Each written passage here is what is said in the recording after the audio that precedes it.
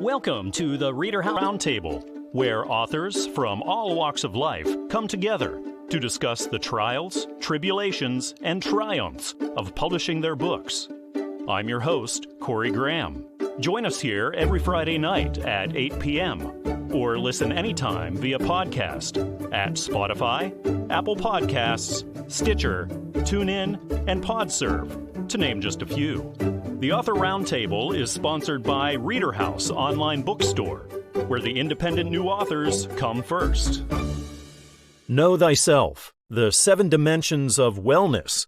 It's the new book. It just hit stores. It's written by Joshua K Darnall, and Joshua's right here with me now at the ReaderHouse Author Roundtable, and we're going to talk all about it. Joshua, welcome to the show. Thanks for being here. Hey, thanks for having me. It's my pleasure. Can you tell me all about Know Thyself, The 7 Dimensions of Wellness? Sure, yeah. It all started with me growing up without a father and really kind of seeking to understand, what being a man is about. And in high school, I actually started this concept where I was focused on my spiritual, my mental, my emotional, and my physical aspects of myself. And then it grew into the 7 dimensions, adding professional and relational and professional and all these other aspects. And really in the course of counseling clients for now 12 years and my master's degree in psychology with an emphasis in marriage and family therapy, and really working with people from all walks of life. I did 2 years of mental health counseling on Skid Row. I work with clients in Malibu that have, 7-figure incomes. And really seeing how when we're not balanced between our spiritual, our mental, our emotional, our physical, our professional, our financial, and our relational, that it really creates a discord. No matter how much money someone is making, no matter, how good maybe their family life is, no matter how good their job is, if there's not balance in these other aspects of someone else's complete wellness, then that creates discord. For example, I work with clients, that make a lot of money. They're on TV, everyone, wants to be them type of thing. But yet, their kids, have issues or they're on their 3rd marriage. And so it's not about, how much money I can make or, this or that. It's about, really having balance. And that really what creates true self-actualization, which is obviously a Maslow's term, which is really about feeling wealthy in your life. And obviously, wealthy is not just about being rich. Wealthy is having the complete aspect of everything working well in your life. Joshua, once you decided to write this book, was it a process that took you a long time to complete? It did. Yeah, it took 12 years, actually. Wow. I'm a self-made multimillionaire.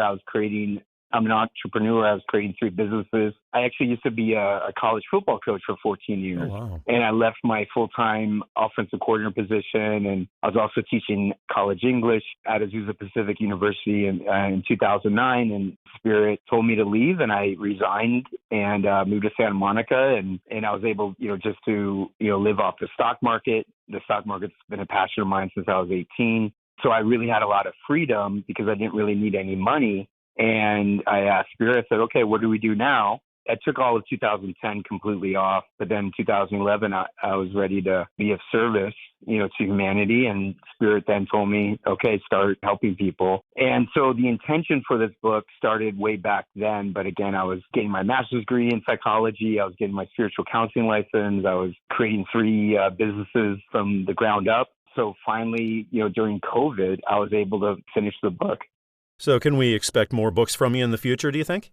Definitely. I'm actually working on my 2nd book. It's called The Magical Formula, and it's based off of the original symbol of God, which is IHVH. The names Jehovah and Yahweh came from the symbol IHVH. God was actually never supposed to have a name because how can the Alpha and the Omega have a name? Mm-hmm. Once you name something, it is defined, and God it cannot be defined. And really what IHVH teaches us is actually how to truly manifest. And it is a formula. And as you dive into what each letter represents, then you understand a 100% formula that will always get you whatever you desire.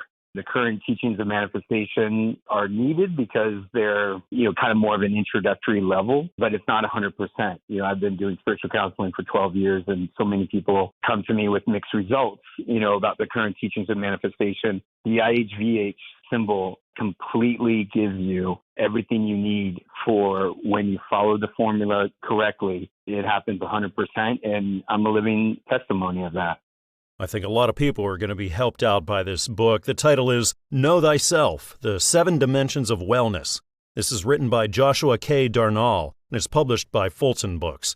Of course, you can grab this one up everywhere, like at Amazon and Barnes & Noble and iTunes, Google Play, and traditional brick-and-mortar stores. Joshua, thanks again for coming on the show and telling me all about Know Thyself and everything that you've got going on. I had a really nice time talking with you. Yeah, really enjoyed it. Thank you so much. Joining me now here at the ReaderHouse Author Roundtable is author Miranda Williams. Miranda, thank you for being here with me tonight. No problem. It's exciting. You have a new book out in stores, Miranda's Poems. Can you tell me about what readers can expect in this? There are a variety of different poems that I've written over the years. What inspired you to collect your poems and publish them? I've been writing for years, since I was like 12, 13. And when I had the miscarriage back in 2018 was when I first decided that I wanted to publish a book. That way people that are in a bad place could read it and find the light the way I did the books I read. Miranda, what kinds of readers do you think would be really into your poetry?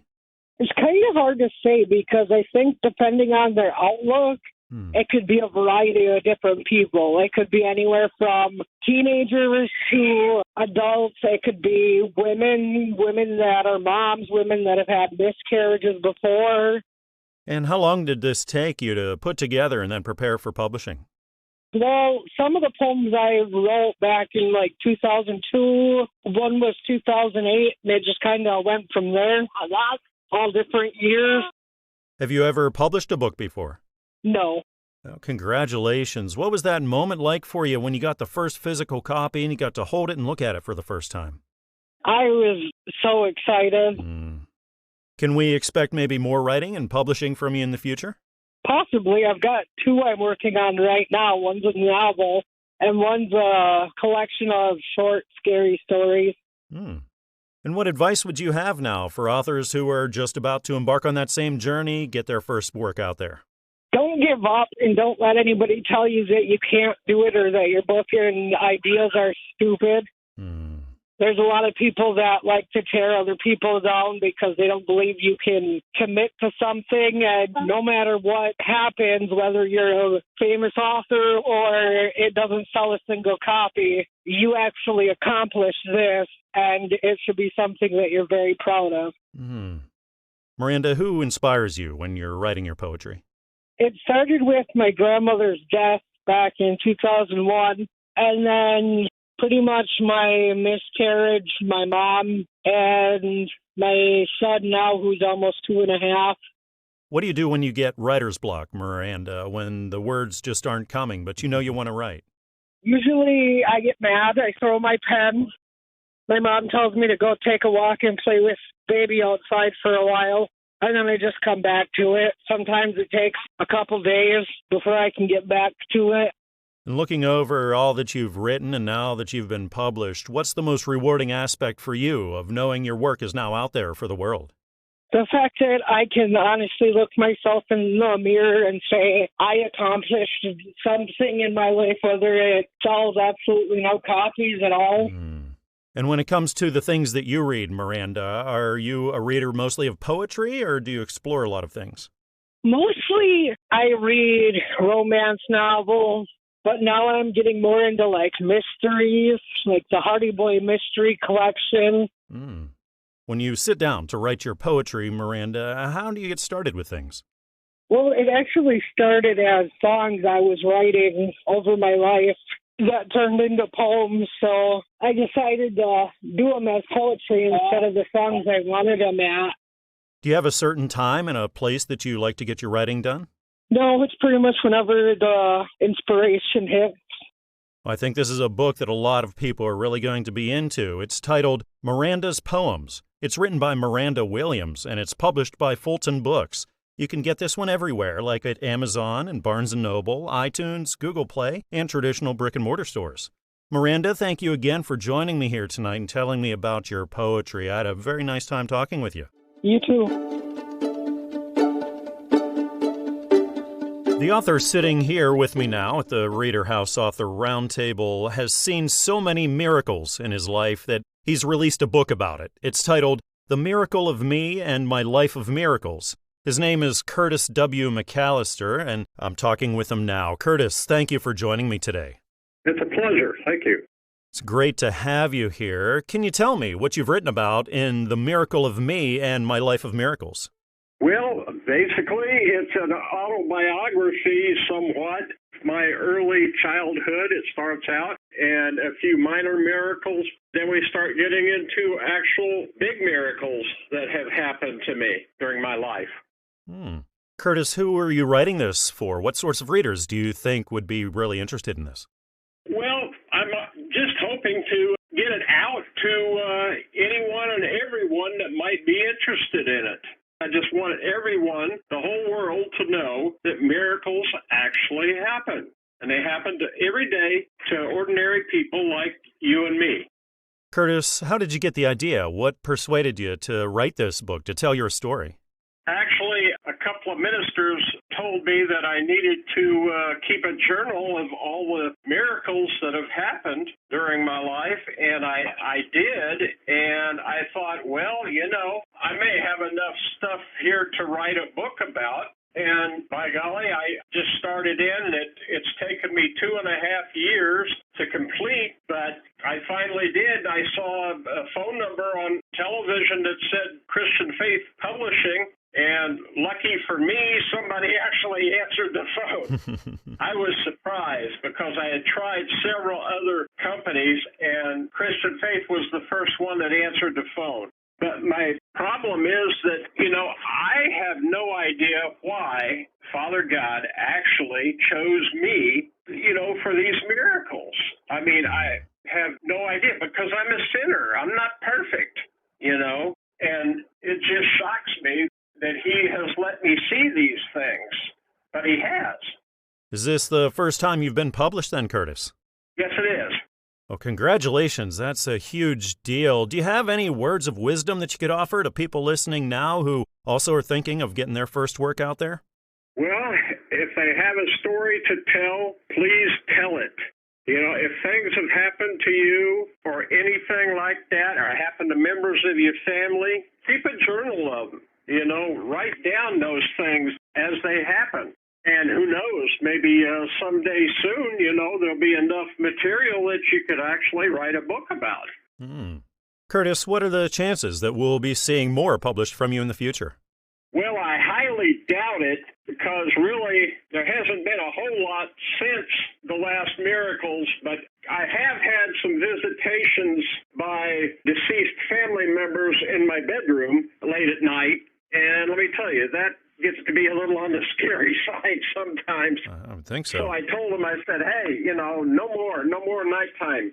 You know, don't do it at night. You know, it's a little spooky and everything, you know, if you're not used to it. But I saw dark figures, you know, 2 different times. One was standing tall at the foot of my bed, and the other was kneeling down inside my bathroom. And both of them were, well, not at the same time, of course, but they were speaking to me. They were actually talking to me. Unfortunately, I couldn't hear what they were saying because I wear hearing aids, and it was just too soft, you know. I could not make out their words. The name of the book is The Miracle of Me and My Life of Miracles. It's written by Curtis W. McAllister, and it's published by Christian Faith Publishing. You can find this book everywhere, like Amazon and Barnes & Noble and iTunes and traditional brick-and-mortar stores. Curtis, thank you again for joining me tonight. I had a nice time talking with you. Oh, it's been a pleasure. Believe me. I Used to Be Nothing. That's a new book. It just hit store shelves. It's written by R.J. Greer, and the author, Rebecca, is right here with me now to talk all about it. Rebecca, thank you for joining me here at the ReaderHouse Author Roundtable. Hi, yeah, thanks for having me today. Oh, it's my pleasure. I'm glad to have you here. Rebecca, what can readers expect in I Used to Be Nothing? Well, it's a book about how science reveals and affirms God as our creator and the aspects of his character. What kinds of readers were you reaching out to with this? Well, I'm hoping my target audience were older children, teens, but I also hope that adults will find interest in this book too, and not just people who go to church, were raised in the church, but even people who just don't really know what to think about the church or God. Just kind of a broader audience too, I guess, not just church folks or people who believe in God. Rebecca, can you go back and think about what sparked you to write this? Where'd you get the idea to write the book and then publish it?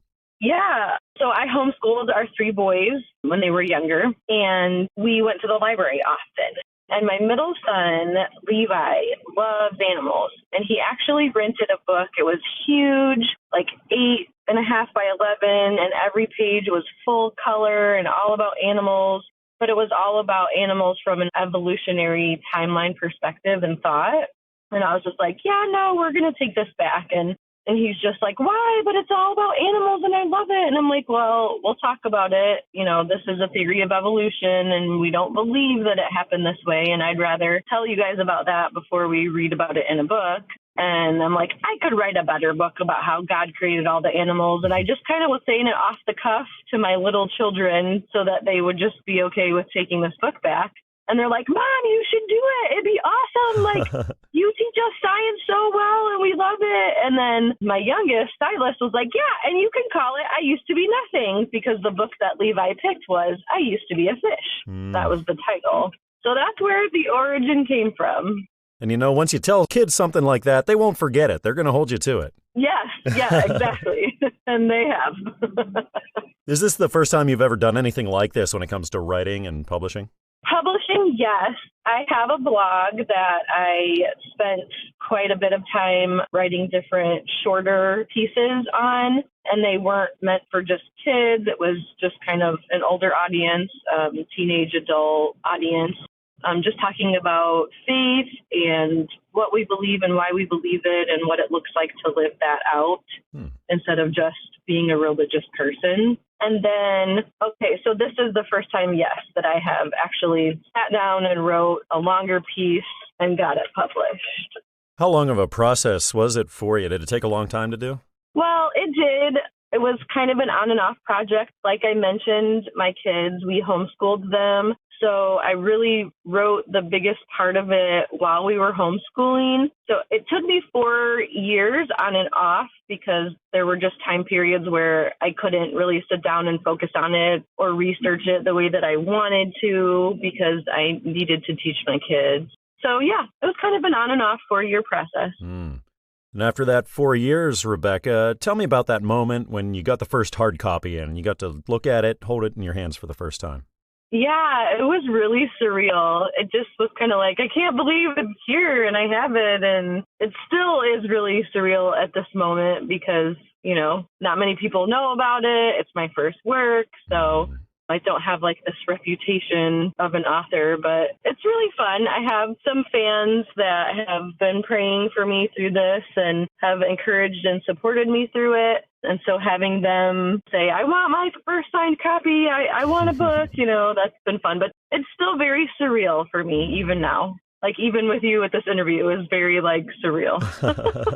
I think this book will really help bring some clarity to the faith and science discussion. It's called I Used to Be Nothing. It's written by R.J. Greer, and it's published by Covenant Books. You can pick this one up everywhere, like Barnes & Noble, iTunes, Amazon, and traditional brick-and-mortar stores. Well, Rebecca, it's been wonderful having you on the show here tonight. Thank you so much for joining me.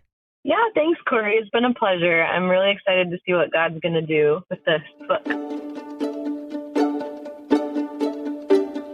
It's a fight for a man's life in the new book by Pastor Ernest Dale Miller. It's titled COVID-19 versus the Pastor.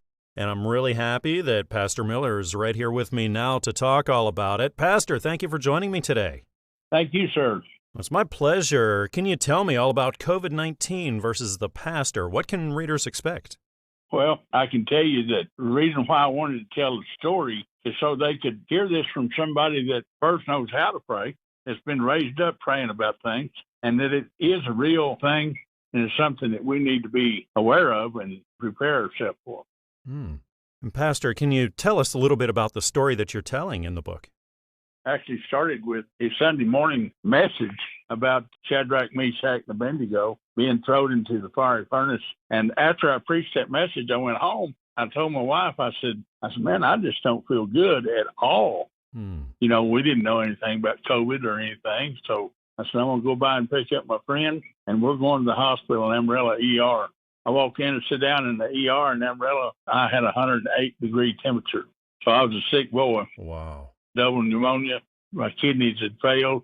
Everything that could happen to you was going on, and they put me on a vent. All kinds of machines, everything that they had. I came to about 3 weeks later. They had me in a recovery hospital. The Vibra hospital that they took me to was adjacent to the Baptist St. Anthony's there in Amarillo. They took me down there, and my daughter was there checking me in. And this lady behind the desk was telling my daughter, I can't check him in unless he's conscious. She said, well, he's been out for 3 weeks. She said, well, I can't check him in unless he's conscious. That morning, they had recorded my sermon on YouTube. So she took that sermon and put it up against the side of my head and began to play it. Now, you're unconscious. You don't know that you need to pray. You don't know what's going on. But I've been trained on how to pray because I've been trained as a minister and been a Christian for a long time. So if I'd have been conscious, could have took care of it. But here she is playing this up against the side of my head, and this check-in nurse over there across the desk.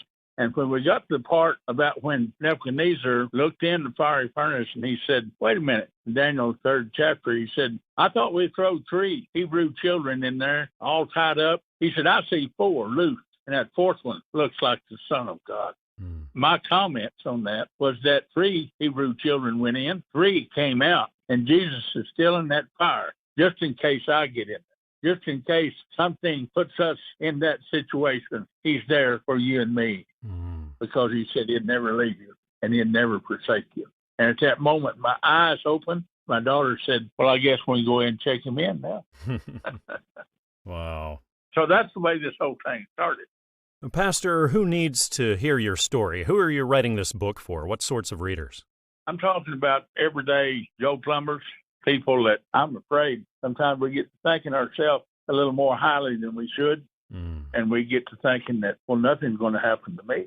God loves me so much that he's got a picture of me on his desk, and nothing's going to happen to me. He carries my picture around his pocket.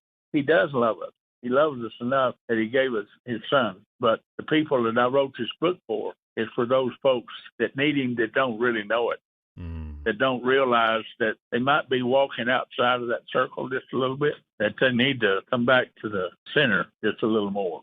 You know, because sometimes we get a little bit too far right, too far left, but God keeps us connected in the middle. I think a lot of people are going to want to read this book. It's titled COVID-19 versus the Pastor. It's written by Pastor Ernest Dale Miller, and it's published by Christian Faith Publishing. You can find this book everywhere, like at Amazon and Barnes & Noble and iTunes and traditional brick-and-mortar stores. Pastor, thank you again for joining me here today and telling me about your work. I had a nice time chatting with you. Well, I appreciate it, and thank you, sir. Right now, here at the ReaderHouse Author Roundtable, I'm joined by author Natoya Perkins. Natoya, thank you for joining me tonight. You're welcome, Corey. My pleasure being here. It's my pleasure to have you here, Natoya. You have a new book out in stores called Nina and Anna, A Friend to Call My Own. Can you tell me what this is all about? Well, Nina and Anna is just a book about friendship and also a little life lesson for parents to encourage their child whenever they are going through some emotional trauma or whatever. It may seem simple, but it's basically this young lady or young girl, maybe around 8, 9-year-old, who has no friends. And her problem is that I need to have a friend. She's a sweet little rabbit who desires friendship. But at the same time, no matter what she has done, she goes out every day seeking a friend. But every day she will return home telling her mama what's going on. It's just as simple as that. and how the mom treats her and speaks to her and encourages her.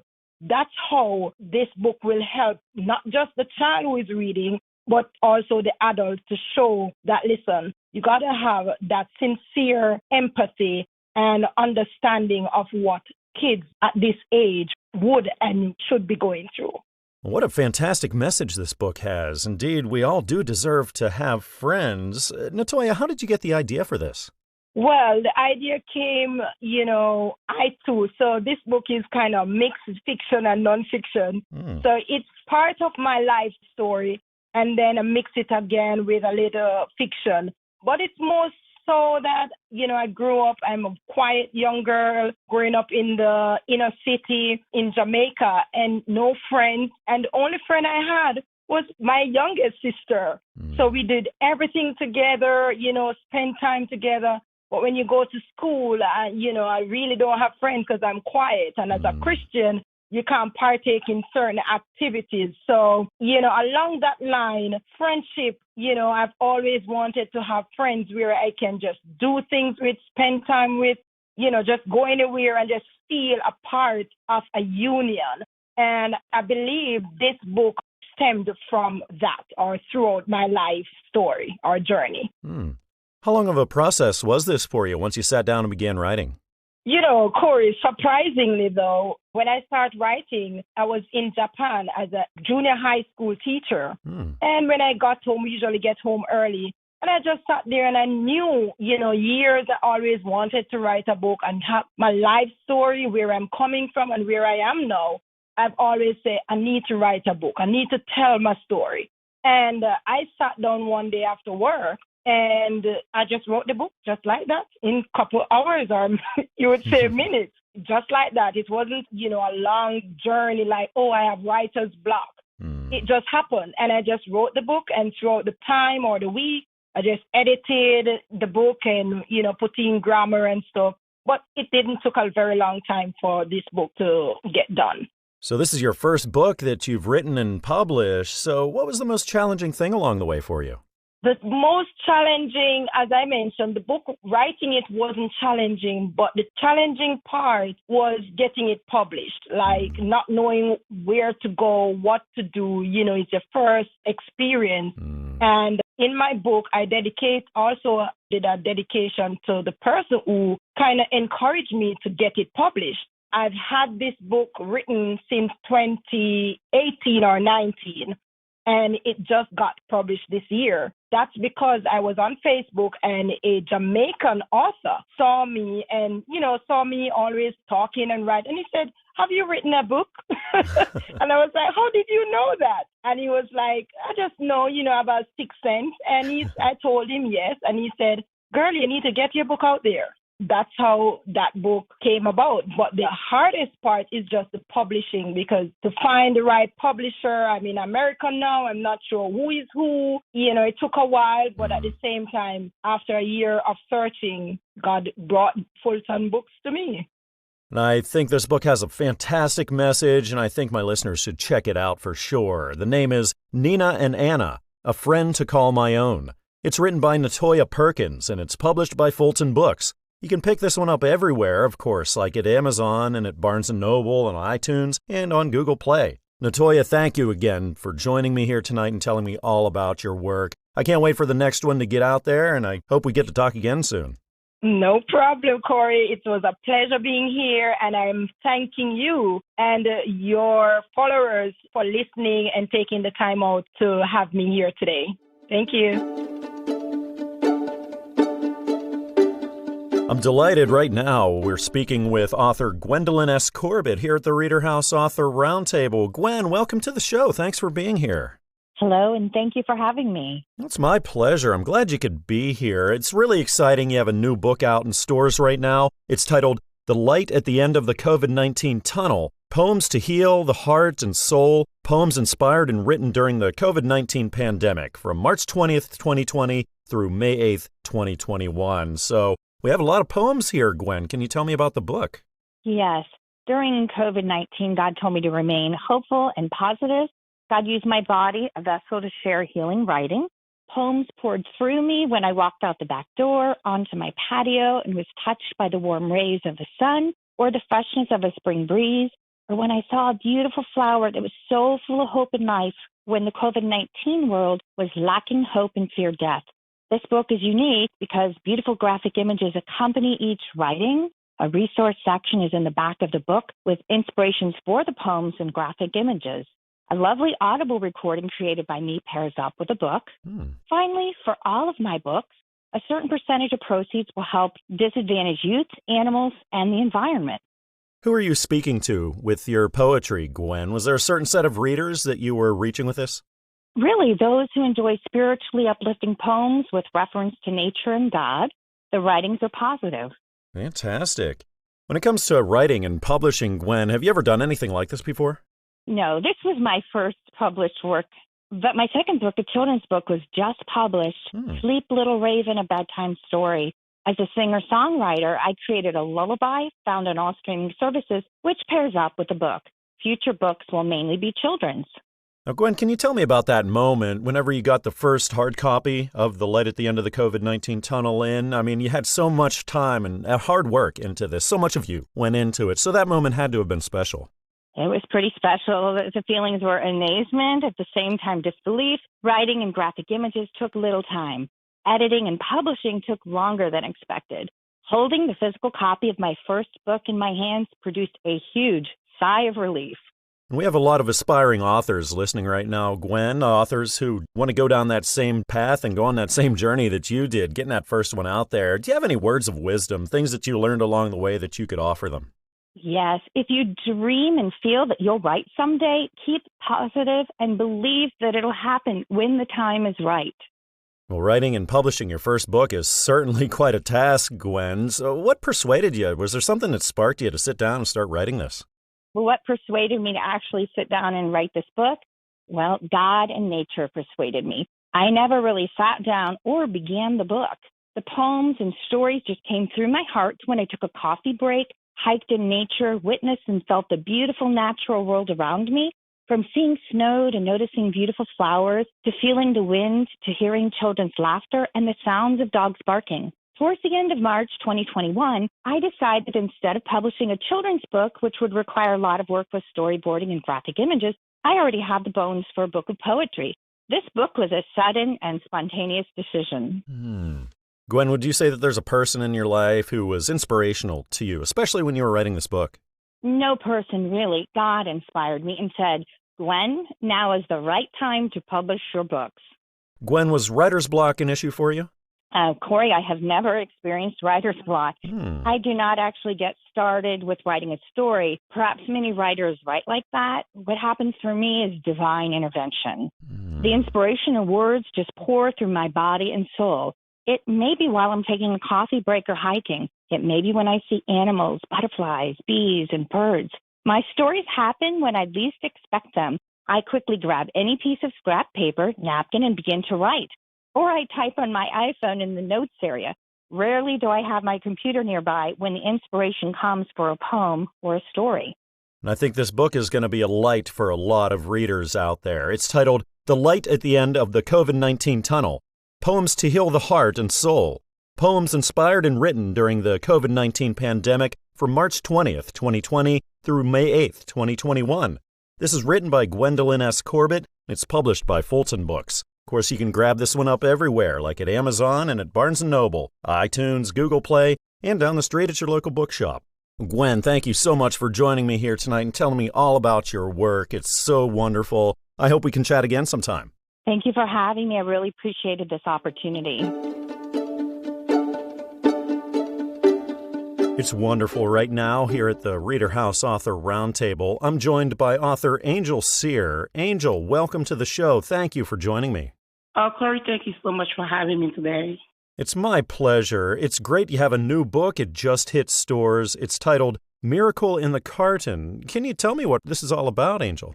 Miracle in the Carton is my life story, everything that I've been through, being abandoned by my mother and, with my father sending me to my grandmother in the village and just living the village life with my grandmother having no means to take care of me. with us going through making farm and, just living a village life and having no means of providing anything for me. And I had to go through a lot of different, pains and difficulty. She never had the time to even send me to school. I didn't have the time to start school early because my grandmother couldn't afford it. That's what Miracle in the Cartoon Box is about. And it's also about just giving hope to people who are going through the same thing that I've been through, because it's a sad story to see a child who had to go through all these things, from the village. And her mother abandoned her in a cartoon, just left the cartoon to her father door while he was not around. I mean, something could happen to me. And I was able to survive all of that and have the opportunity to come in this country. So it's just about everything else that I've been through. Wow, Angel, what an amazing story. The village was in West Africa that you were talking about, and it's so important, I think, especially for us Americans, that we understand that these kind of things, this way of life goes on in other countries, and why it's so important that we welcome others. Yeah, thank you. So what gave you the inspiration to write your story, Angel? Why did you write this book for the world? My inspiration, like I said, just came from everything that I've been through and then everything that is going on around me. Now we live in a society where so much is going on. And just, after everything that I've been through, I sat down and then I just thought about my story. I told a couple of people my story and they were like, oh, Angel, you have a very powerful story.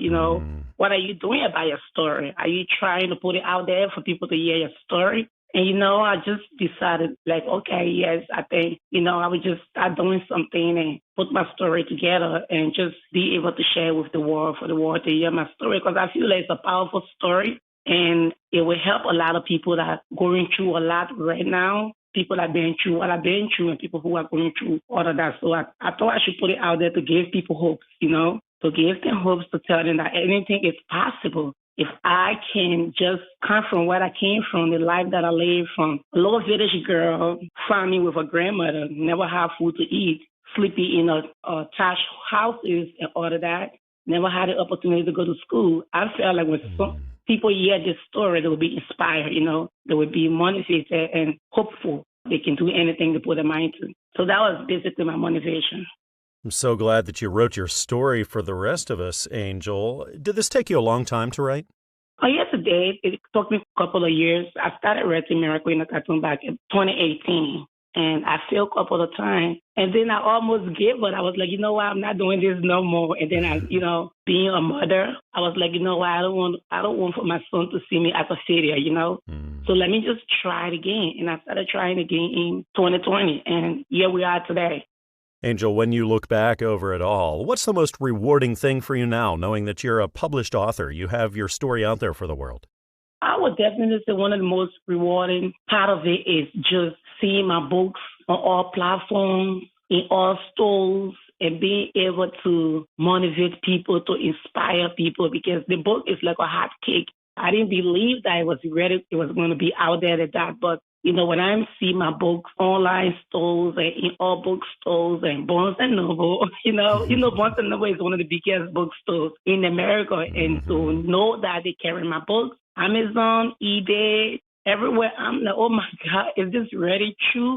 Is this really me? Is this really happening? This is truly a dream come true. America is the country that, once you have the vision, anything is possible. Absolutely. I know a lot of readers are going to love this outstanding story. The title is Miracle in the Carton. It's written by Angel Seer and is published by Fulton Books. Of course, you can buy this book everywhere. Check out Amazon and Barnes & Noble and iTunes and Google Play.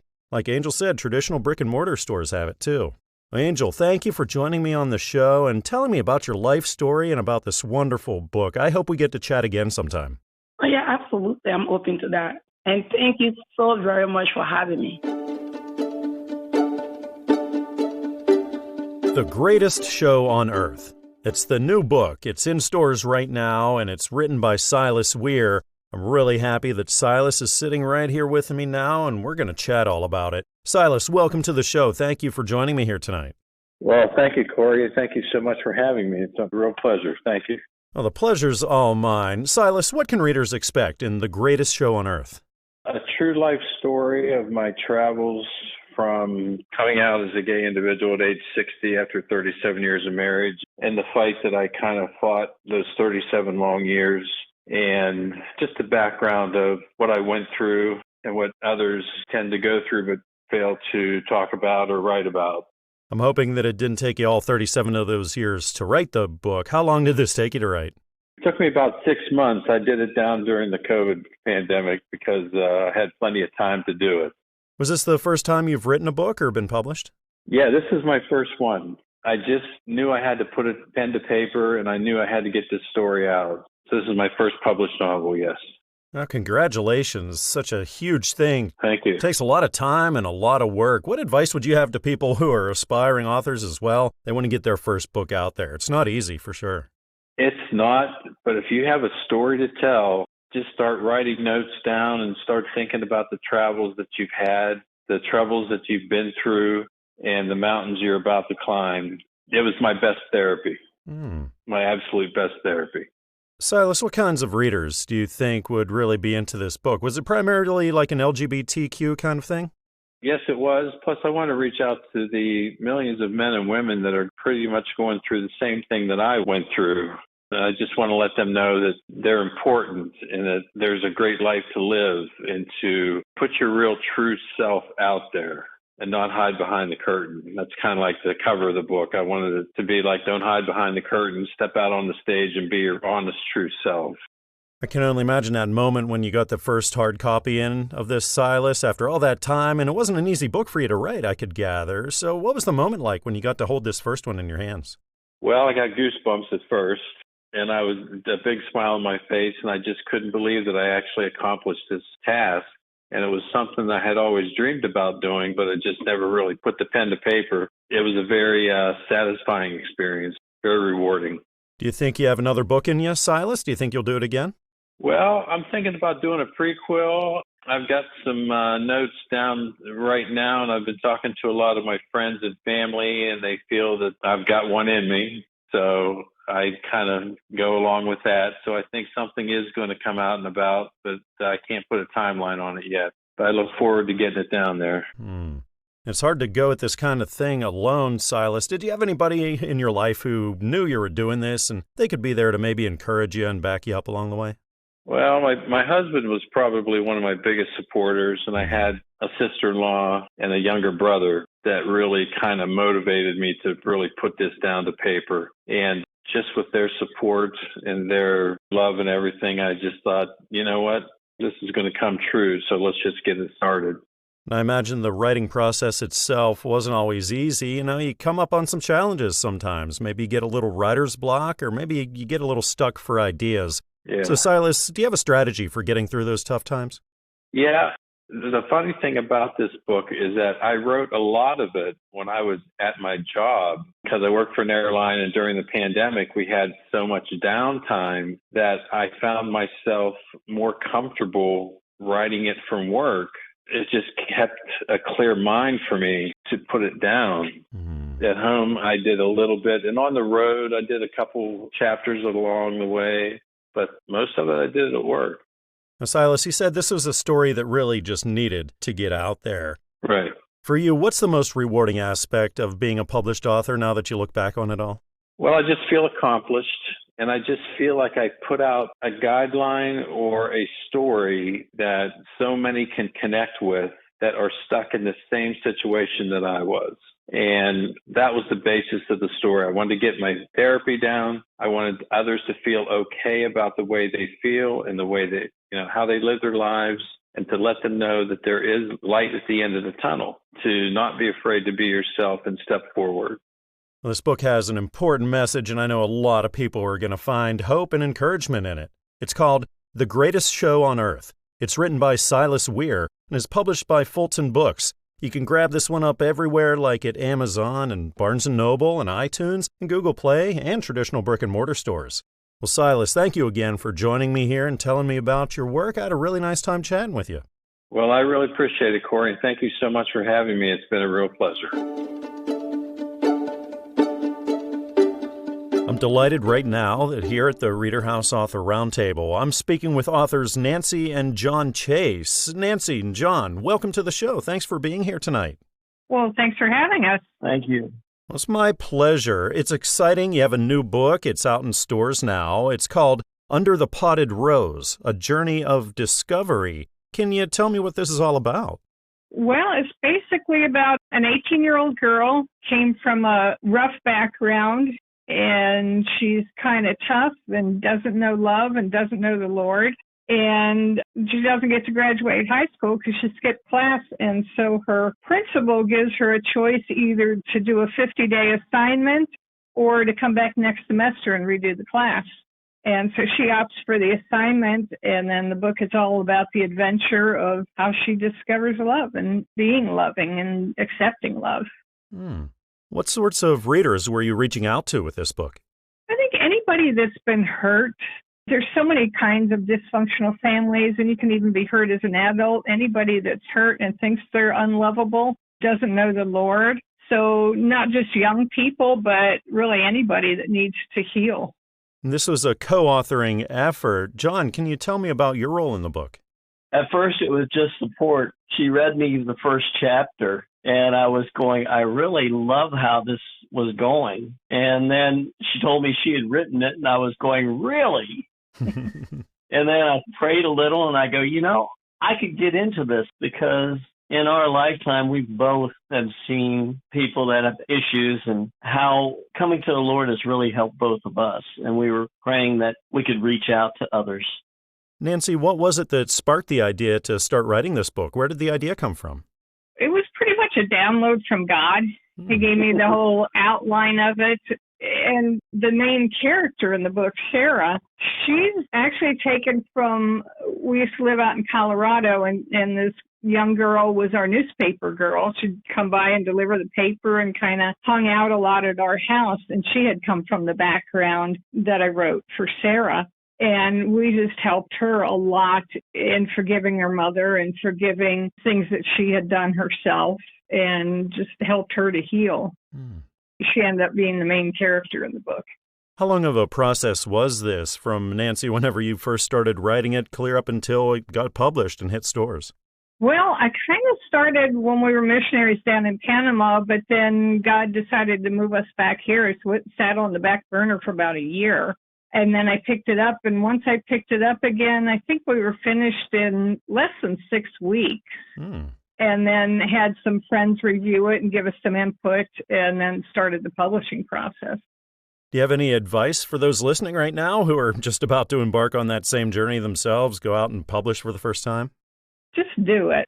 I was really afraid and, afraid of failure. What if nobody likes it? What if I only sell 3 copies? But it really doesn't matter. If you're doing it, I think with the intention of helping people, just do it. Just be brave. John, what would you say that you would offer as advice to those aspiring authors? Anything that you're going to do in life, you need to apply yourself. Don't be afraid of being made fun of, because you never know what you really are going to do to impact somebody else's life. And there's nothing like seeing the product of all the hard work that you've put in. So what was it like whenever you got that first physical copy in of Under the Potted Rose? You got to hold this thing that you worked so hard on.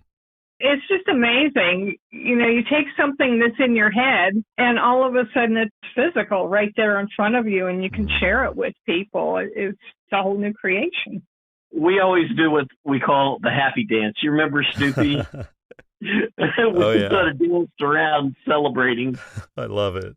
Nancy and John, who do you find inspirational in your life? Who keeps you motivated or encouraged along the way? God. Yeah, pretty much God. We just live to please him and just listen to the Holy Spirit follow his lead. And me, John, God is my mother. She always had faith in me. I know this book is going to help and encourage a lot of people out there, and I encourage my listeners to check this out. It's titled Under the Potted Rose, A Journey of Discovery. This is written by Nancy and John Chase. It's published by Christian Faith Publishing. You can pick this one up everywhere, of course, at Amazon and Barnes & Noble and iTunes, and down the street at your local bookshop. Nancy, John, thank you for joining me tonight, telling me about your work. I had a nice time talking with you. Well, thank you very much, and God bless you.